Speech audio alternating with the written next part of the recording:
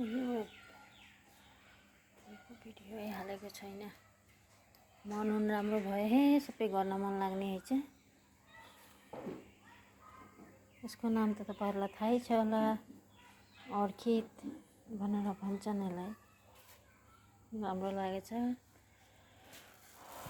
Video गर्छु भनिरहेको थिएँ, भएन। हिजो मन चाहिँ बहुत उदास थियो। हिजो अस्ति, हिजो 3 दिन, आज 4 दिन, किनकि हाम्रो पालेको एउटा डगी थियो 4 वर्षको, अचानक बिमार भयो। अचानकै बित्यो भने सोच्न सकिएन भने यति जल्दी जान्छ भनेर। कुकुरको त यसै आयु 12 वर्ष हुन्छ।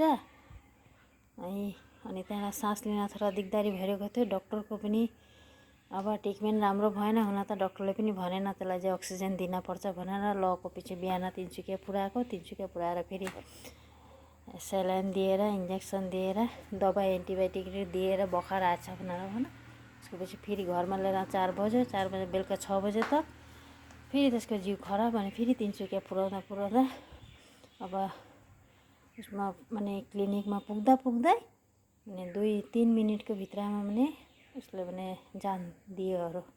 यति दुःख लागेछ। केटाकेटी भन्दा व्रत गरेर पालेको त्यसलाई यति मायाले हुर्केको, राम्रो बानी बेहोरा यति राम्रो, आज तक कसैलाई टोकेको पनि थिएन। यसकोले मन धेरै नै उदास थियो। त्यही भएर म भिडियो पनि गर्न मन लागेन।